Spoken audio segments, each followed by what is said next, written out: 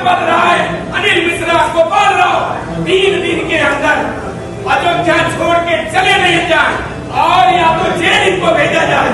अगर ऐसी परिस्थिति नहीं होगी तो हम पूरा अयोध्या जाम कर देंगे, किसी को नहीं। जो 8 लोग गिरफ्तार हुए हैं, क्या बार एसोसिएशन की तरफ से उन पर कोई फैसला लिया गया? बार एसोसिएशन की तरफ से कहा जा रहा है कि they are not guilty person is, ये पकड़ से बाहर हैं और इन पर FIR होनी चाहिए। जो लोग पहले से दोषी हैं, जिनके ये लोग नुमाइंदे केवल दाखिल किए गए हैं, जो जेलों में पहुंच गए हैं, बड़े लोग सब बाहर हैं, जिसमें 3 लोगों का नाम लिया गया, चंपक राय और गोपाल राव और अनिल मिश्रा। लेकिन फ्रॉम टॉप टू बॉटम जांच होनी चाहिए, फ्रॉम इनिशियल स्टेज, उसके जो आपका इंफ्रास्ट्रक्चर है जहां से शुरू होता है, ये वहां से जांच होनी चाहिए, तब सारी चीजें क्लियर होगी।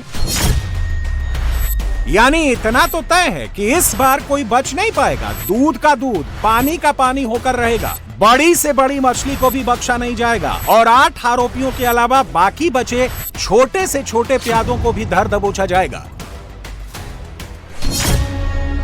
पुलिस की रेडार पर सिर्फ चंपत राय 11 नहीं है, कम से कम 70 से 80 लोग जांच के दायरे में हैं। सबको नोटिस भेज दिया गया है। चंपत राय का बयान दर्ज हो चुका है। अनिल मिश्रा और गोपाल राव के बयान भी दर्ज किए जाएंगे। राम मंदिर दान चोरी का मामला जितना दिख रहा है वो उससे कहीं ज्यादा बड़ा है, कहीं ज्यादा गंभीर है, क्योंकि अब मामला सिर्फ दान चोरी का नहीं रह गया है। मामला दान चोरी की रकम से अकूत संपत्ति का साम्राज्य खड़ा करने तक पहुंच गया है। बड़े बड़े नामों के एक्सपोज होने का अंदेशा है। यानी अब गिरफ्तार आरोपी, ट्रस्ट और इस मामले से जुड़े लोगों के बैंक खाते और लॉकर्स भी खोले जाएंगे। SBI, बैंक ऑफ बड़ौदा और कैनरा बैंक सहित करीब 6 बैंकों को नोटिस भेज दिया गया है। 15,000 की सैलरी कमाने वाले आरोपी अनुकल्प मिश्रा के पास 65 लाख का घर कहां से आया? नया फार्म हाउस, नई स्कॉर्पियो की बुकिंग। क्या अनुकल्प मिश्रा ने ये सब चढ़ावा चोरी वाली रकम से खरीदा? 20,000 रुपए महीने की कमाई करने वाले लवकुश मिश्रा ने करोड़ों की संपत्ति कैसे खड़ी की? 1000 स्क्वायर फुट जमीन पर 3 मंजिला आलीशान मकान कैसे खड़ा कर लिया? क्या लवकुश मिश्रा ने भी चंदा चोरी की रकम से ही अकूत संपत्ति खड़ी की? वो चेहरे जिनके माथे पर राम मंदिर चढ़ावा चोरी का कलंक लगा है और जिनकी कमाई ढेला भर है, उनके घर से खजाना कैसे मिल रहा है? और सबसे बड़ी बात यह है कि पकड़े गए आरोपियों ने अपने फोन से व्हाट्सएप चैट्स क्यों डिलीट कर दी? उन चैट्स में ऐसा क्या था जिसे छिपाने की कोशिश हो रही है?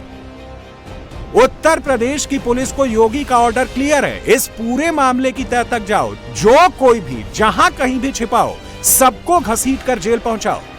अयोध्या में श्री राम जन्मभूमि पर भगवान राम के भव्य मंदिर का निर्माण त्रेता युग के याद को फिर से स्मरण करा देता है। जो अपमानित करती है अपनी विरासत को, वह दुर्गति को प्राप्त की करती है, और 17 के पहले वही दुर्गति थी। बाबर का राज नहीं चलेगा, अब राम राज ही चलेगा। ये समाजवादी पार्टी की सोच बाबरी सोच है। ये बाबरी सोच विध्वंसक सोच होती है। ये जो कांग्रेस और समाजवादी पार्टी की विभाजन करने की नीति है, यही बाबरी सोच है। जो राष्ट्रवादी सोच का होगा वो हमारा होगा, और जो विध्वंसक सोच का होगा, मारीच और सुबाओ की तरह उसकी दुर्गति सुनिश्चित है, कोई रोक नहीं सकता। और उसी के लिए हमने जीरो टॉलरेंस की नीति भी अपनाई है। और अब इस पूरे केस में नए नए खुलासे होने लगे हैं। एक खुलासा 5 जून के इस CCTV फुटेज से हुआ है, जिसमें पुलिस वालों के साथ दिख रहा शख्स राम मंदिर चोरी केस के आरोपियों में से एक अविनाश शुक्ला है।